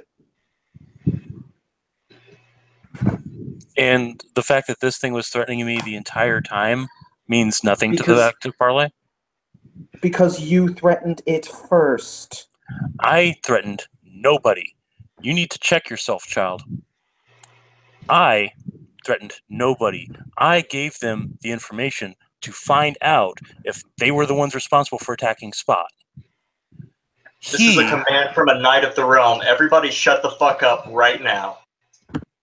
Bunny will nod and lower his head. This is not the time, nor is it the place. We're all gonna go. We're all gonna calm down. We can discuss it later. Is that understood? Yes, sir. But look at Canthos. Canthos had already stopped talking. As I said, his head is kind of hung low, and he will nod. He won't say anything. He'll just nod.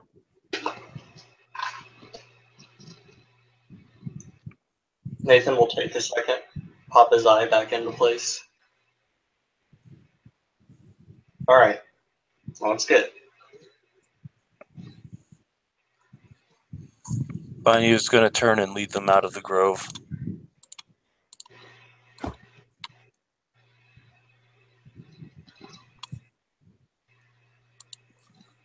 Also, I'm amused that the 18-year-old called me a child. That was Magni talking. As Yeah, y'all that are really was Magni coming out and saying, "Listen, bitch." But yeah, as y'all were leaving, you'll hear this kind of mournful, I would say howl, but it's more like a shriek, just come up from the glaive. Or glade. Glaive. English. I fucking hate it. And yeah, Blade. that's about it though. It's just really mournful screech.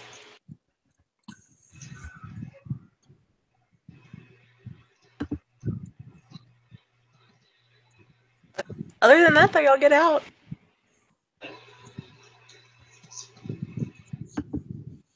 So, Bunny's going to look to Nathan. So, do we head back to Abyss and let them know what happened, or do you want to report me to the Duke? First to Abyss and explain to him what happened and Mr. Moonborn's warning. And I am waiting to discuss that with both of you until we have all calmed down. Alright. Bunny will lead them out of the trod, back over to the arcade, and then back inside.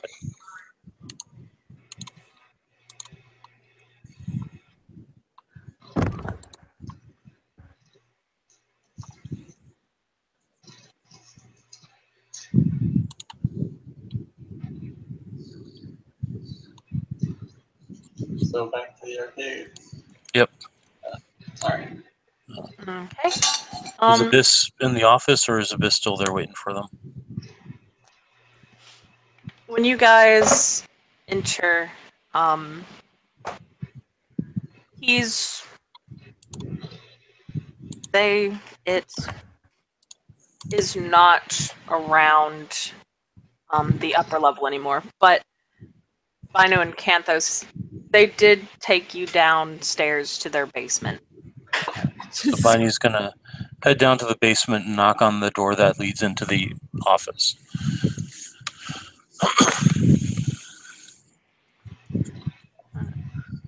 It'll take a couple moments.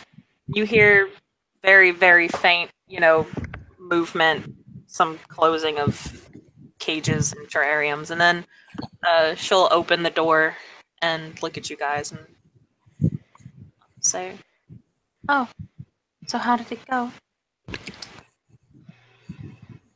Could have been better, could have been worse, but things were discussed and things remained mostly peaceful. Ezra also asked us to pass along the message that if he catches you snooping around the glade again, he will kill you.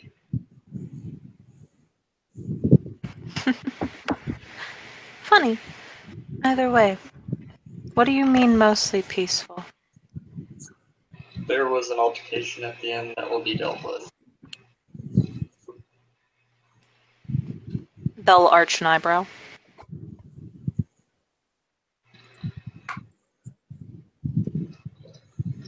I'm curious to hear these details, but if you don't wish to share, then I will not bother.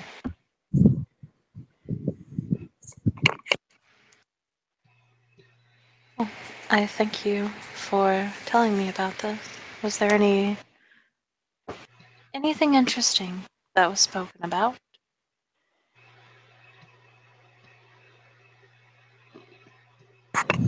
Besides him killing you? No, not really. Yeah, that wasn't really a whole lot. I'd be seeing Thalain and the Changeling market. Arrangements are made. I'm sorry, did you say the lane in the market? Yes.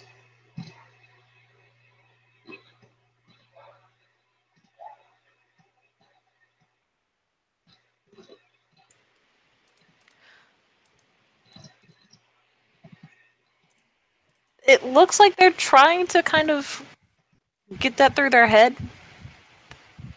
And then they just sort of nod and say, oh, okay. That is something I would not have expected.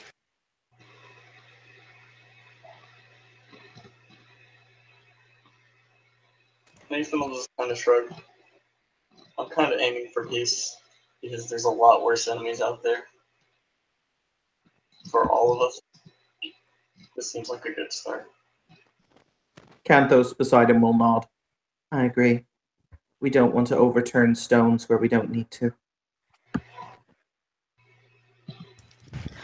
It's a good plan, especially considering we're all stuck here under the wall. The last thing we need is a fight to break out between us and the Thalane.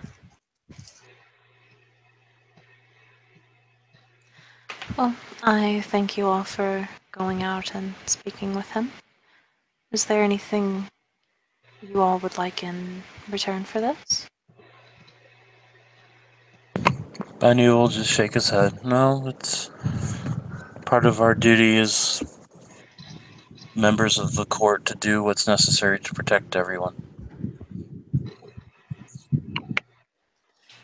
Honorable indeed, Squire Binu.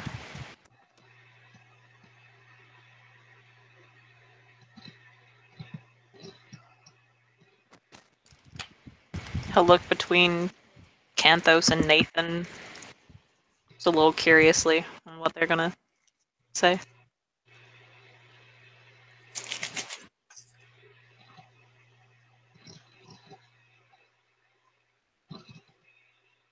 If you hear anything interesting, just let me know. That's all I ask.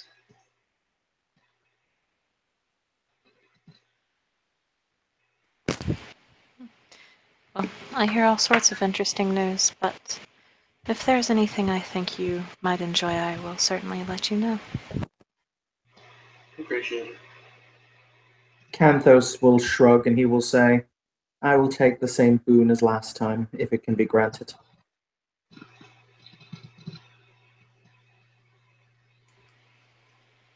They will nod.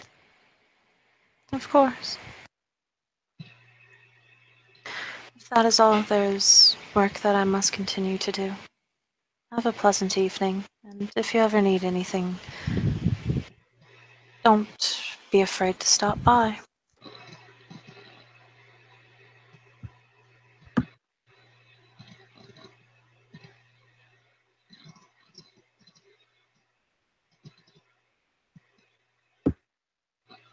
Canthos, for his part, will bow before making his way back up to the outside of the arcade. Banu will also give a bow and will turn and head back upstairs. Okay. Then we'll do the same. Head up.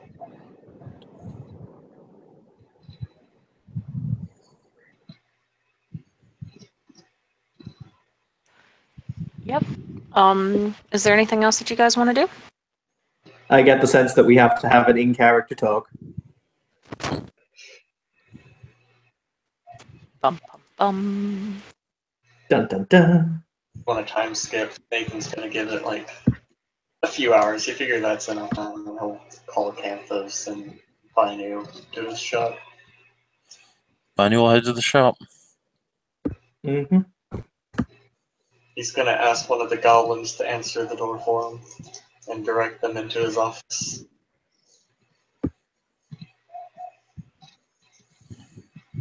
Binu will Goblins head will- on in. So Yeah, the goblins will bitch the whole time, but they'll do it. Angry goblin.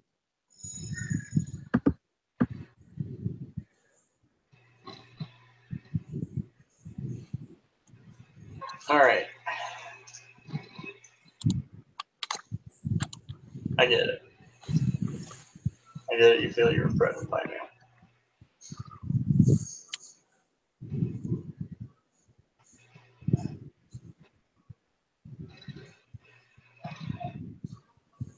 That didn't need to happen. And it's not entirely your fault that it happened.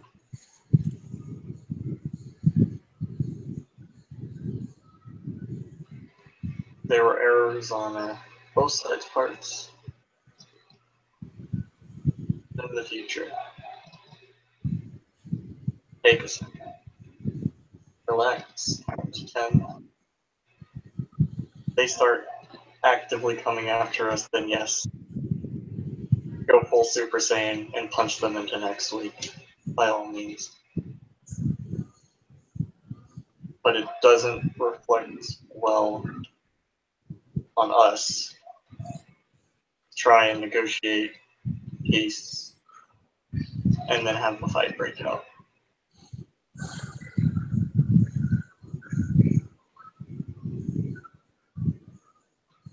He'll look at Binu like he's waiting for a response or a question or something. you're right.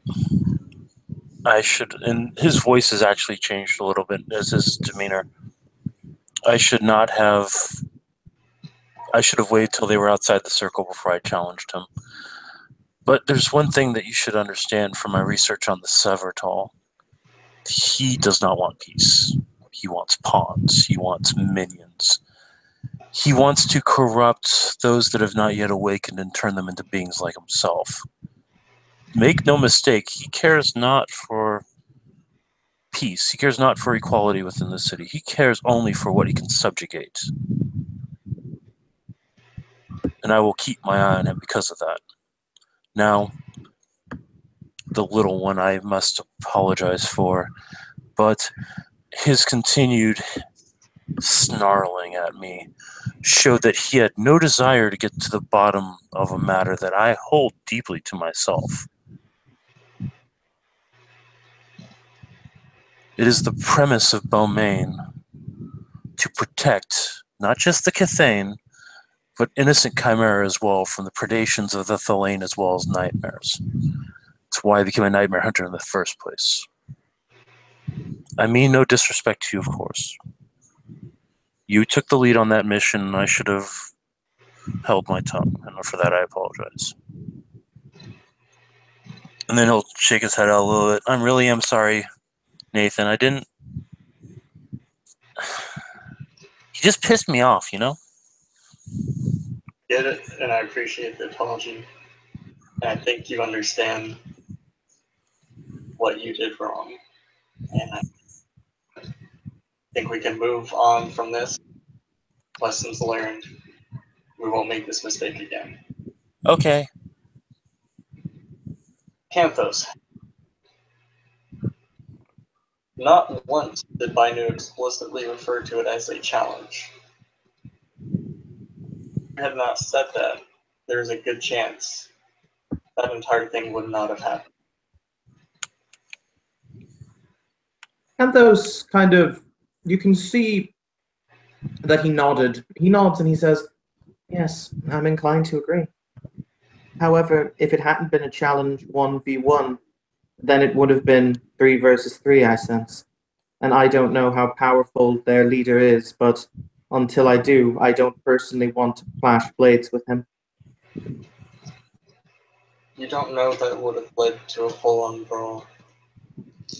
And from how Ezra was reacting prior to you making that comment, I personally don't believe it would have led to that either. However, we now come from this confrontation, if nothing else, in his eyes with a view of strength as opposed to one of weakness. In the end, it was a gamble, but one that paid off. That remains to be seen, because while we may see it as a view of weakness, he could view it as a sign of ruthlessness and willing to punch down anything that just so slightly disagrees or opposes us, as opposed to speaking things out and attempting peace and being cool with everybody. I feel as though once the village was burned, they very much got that impression that we are willing to punch down those who we disagree with. And that's why I made it a point to own up and apologize for the mistake I made at the very beginning. While I'm inclined to agree with you, I think as though in the end we've already begun. What was it? It was Ezra Moonshine or Moonborn? Moonborn. Okay, cool. I think that we have entered a dance with Ezra Moonborn, with words, and that eventually it'll come to swords. We shall see. If Squire Binu is indeed correct, and everything is but a chessboard to him, then in the end, we merely took a pawn. However, it is showing that we could take a pawn that I believe is important. Perhaps. But personally, I would rather delay that and also not show him exactly what we're capable of. Oh, I didn't. I held back. You gave him a rock. Sorry. You gave him. You let him know you have the fire goblins. That's something he can plan for now. That's true.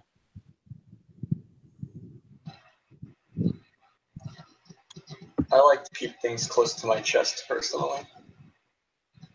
If I have to bust out the big guns, which I do on a fairly regular basis, I try to ensure that there's nobody who can go about telling others about it.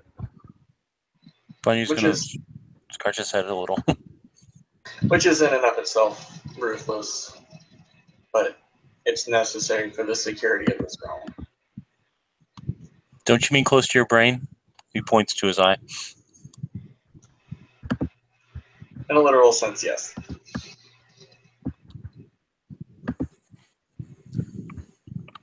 You're not hiding like a giant beam laser underneath your shirt, are you? No, but I got something to show you guys after this little discussion if you want to see it. Okay. Cool. I know you might be able to lug it around. Not yet. But needless to say, I believe what I said to Abyss, live for the meantime, and I believe now that he understands it, the tainted she believes it as well. If nothing else, for the time being, we have a greater enemy that we must fight in unison. And after that, our pointless bickering and squabbles can become more full circle.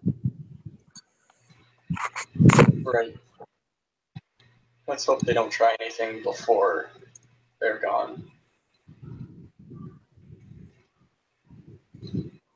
That was weird. Let's hope they not try anything before we get rid of the whole bigger issue at hand. He'll nod his head. How goes planning for the, quote, bigger issue at hand, end quote? I believe plans, we know where we need to go thanks to Angela. And we know how we're going to get there. It's just getting the people ready for it at this point.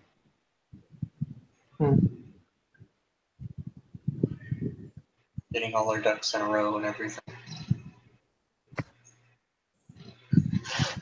I understand.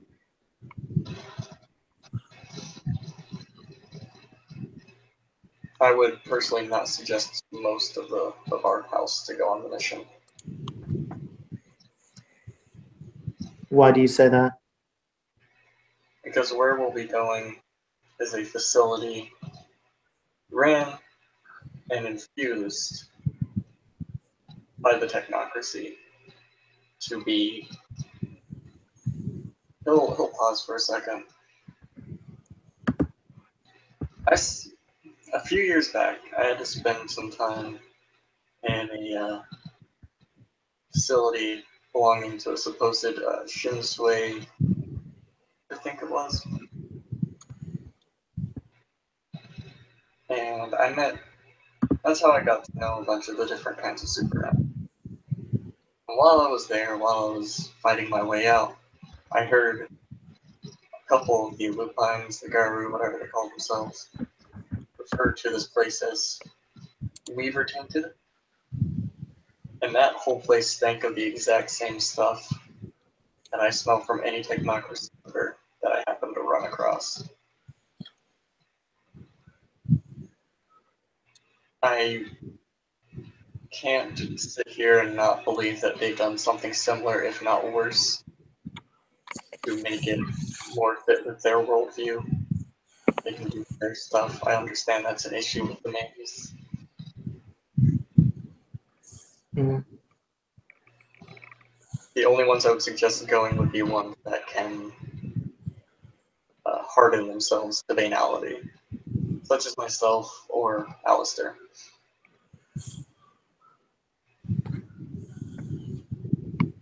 Canthos will nod. Bunny's just like, that means I don't get to go.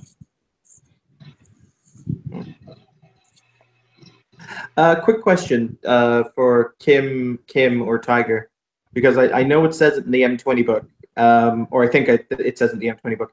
When you become a grump, you become immune to ambient banality of places, don't you?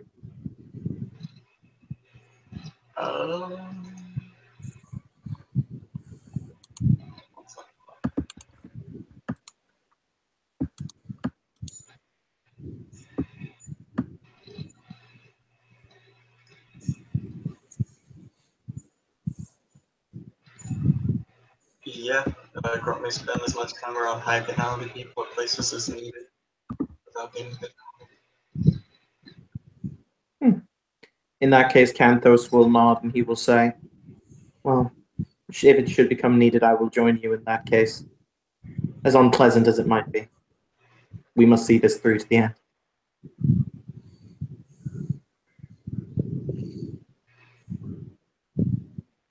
I'm not going to say anybody can't go. I'm just advising against it. If you truly wish to go, I'm not going to stop you. He smiles and says, well, funny thing is that oftentimes the best stories aren't about assaulting a castle that falls over, made of carrots.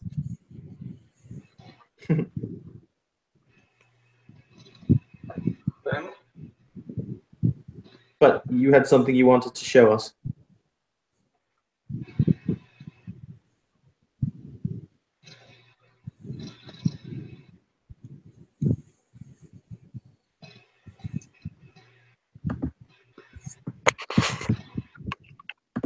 Yeah, he'll say, yeah, it's in the basement.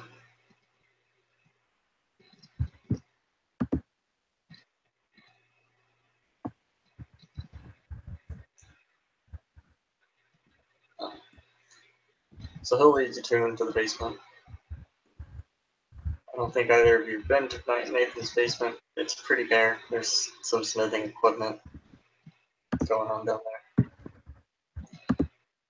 And leaning against a wall are two very, very large scythe blades. And on a table are sitting what looks to be two kind of like spotlights, but bigger. And they have the kind of like anti-aircraft cannon handles on the end.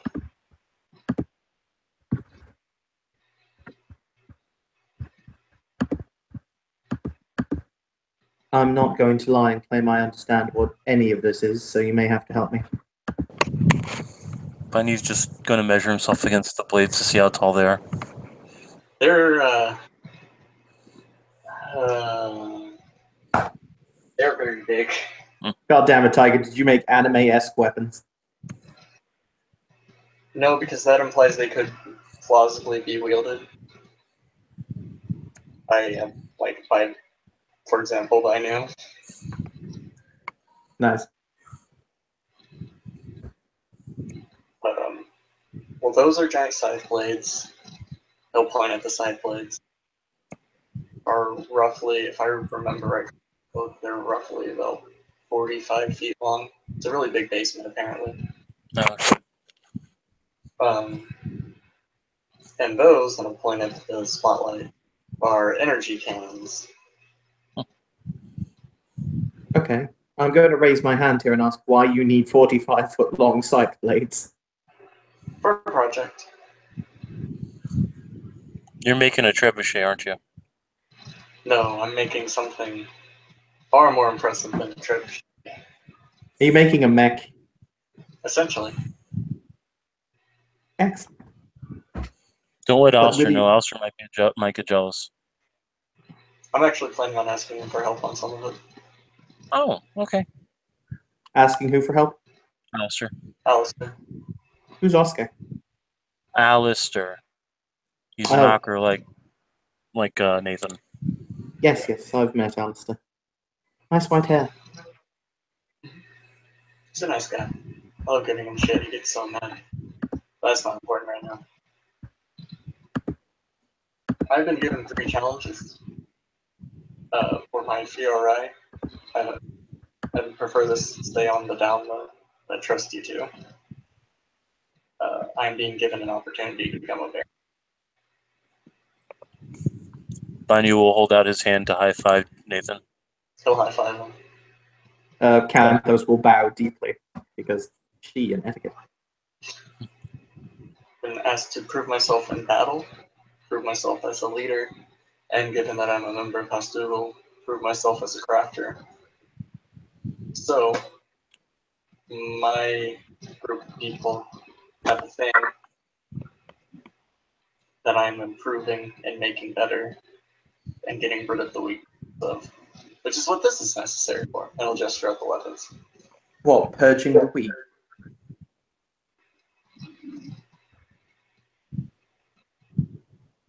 No, well, it's a thing called an ogre hunter.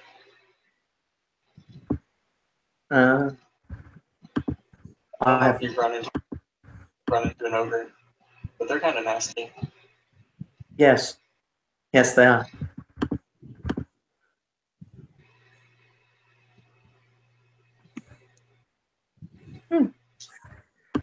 Bunny's just going to smile. Well, if you need any help in your trials for your fire, you need only come here, and I'm happy to help.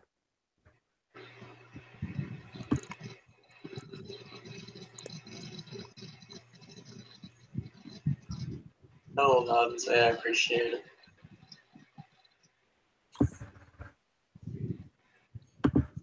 I appreciate you guys. As long as well, let me know if there's anything you need from me, though I can't imagine what it would be. I might need you to help me mount these cannons. Okay, Thank I'm very strong. Yeah, exactly. We'll just smile. I should get going. I think Ling Lu's making dinner tonight. He'll bow, then he'll And I should give probably go. Canthus a nod, and he'll leave. He'll say, and I should probably go and feed Conrad before he starts to, I don't know, eat boggans. I wonder if boggans tasty. No idea. I don't think he'd be very much appreciative of Conrad finding out. He will offer another bow before walking out, and I think we're good.